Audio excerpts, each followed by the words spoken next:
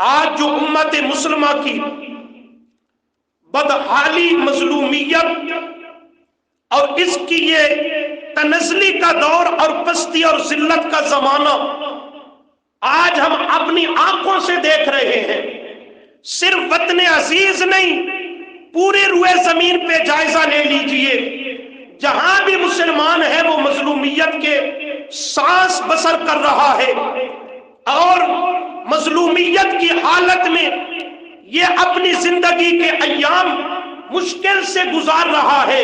کافر ہر جگہ دندناتا پھرتا ہے، اس پہ مسلط ہو چکا ہے، تمام تر مادی وسائل، ذرائع اس پہ قبضہ اور کنٹرول ہے، کفار کا ہے، اور اس کے دین اسلام کی وہ دھجیاں بکھیر رہا ہے۔ کبھی نبی کریم صلی اللہ علیہ وسلم کی توہین کرتا ہے، حدت کرتا ہے، کبھی قرآن مقدس کی اہانت، بے حرمتی کرتا ہے۔ کیوں؟ اسے معلوم ہے مسلمان نام کا مسلمان رہ گیا، نہ اس میں ایمان کی غیرت ہے، نہ دین کی حمیت ہے، نہ قرآن کی عظمت اس کے دل میں موجود ہے۔ یہ ہماری حالت کو دیکھ کر، عملی زندگی کا جائزہ لے کر کفار کو یہ جرأت ہوئی کہ آج قرآن مقدس جیسی مقدس کتاب کی بے حرمتی سر عام کر رہا ہے کہ نہیں کر رہا؟ اور بحیثیت قوم کے اور امت کے، اس امت کے ذمہ جرم یہی ہے، اس نے ہر چیز کو قبول کیا لیکن رب کے قرآن کو قبول نہیں کیا۔ نبی کریم صلی اللہ علیہ وسلم نے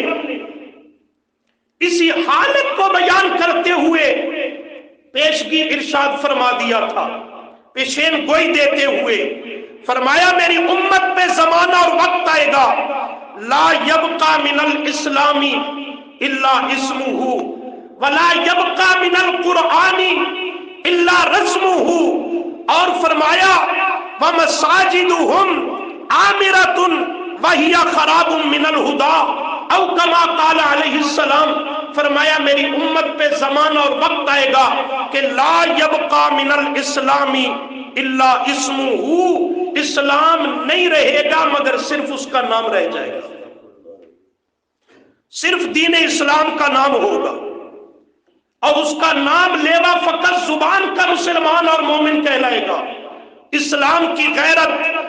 دین کا شعور، اس کی حمیت اور اس کو عملی طور پر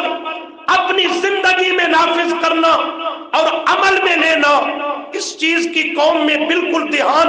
اور فکر ختم ہو جائے گی۔ لا یبقى من الاسلام الا اسمہ، صرف اسلام کا نام رہ جائے گا، اسلام کی حقیقت مسلمان کے دل و دماغ سے، اس کی عملی زندگی سے نکل جائے گی۔ اور فرمایا ولا یبقى من القرآن الا رسمہ، ایک وقت اور زمانہ آئے گا کہ قرآن صرف بطور راہ و رسم کے رہ جائے گا، قرآن کا شعور، اس کا فہم، اس کی تعلیمات پہ عمل کرنا، اس کے قوانین کو تسلیم کرنا، یہ مسلمانوں کی زندگیوں سے نکل جائے گا۔ الا رسمہ، اس کو پڑھا جائے گا، رسمی طور پہ پڑھا جائے گا، اس کو بیان کیا جائے گا، رسمی طور پہ بیان کیا جائے گا، قرآن کی حقیقت مسلمانوں کے دلوں سے مسخ ہو جائے گی۔ اب فرمایا مساجدہم عامرۃ، مسجدیں بڑی عالی شان ہوں گی، بڑی مزین اور خوبصورت مساجد بڑی بڑی اس کی بلڈنگیں اور عمارتیں ہوں گی، لیکن وَهِيَ خَرَابٌ مِّنَ الْهُدَىٰ، اس میں ہدایت کا پیغام اور سبق قوم کو نہیں دیا جائے گا۔ منبر و محراب سے تاریخ کو پیش کیا جائے گا، تاریخ کی تاریکی کی طرف قوم کو دھکیلنے کی کوشش کی جائے گی۔ کوئی سیف الملوک کو اٹھا کر بیٹھا ہوگا، کوئی کسی اور نصاب کو اٹھا کر بیٹھا ہوگا، کوئی کسی رنگ میں قصے، کہانیاں، روایتیں، حکایتیں لے کر قوم کے سامنے پیش کر رہا ہوگا۔ اللہ کے گھر میں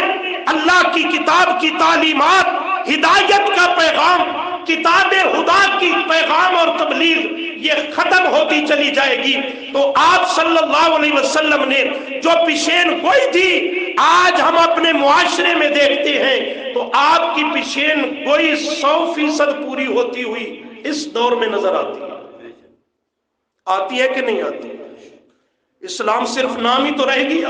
روح اسلام نہ رہی، قرآن صرف رسمی طور پہ رہ گیا،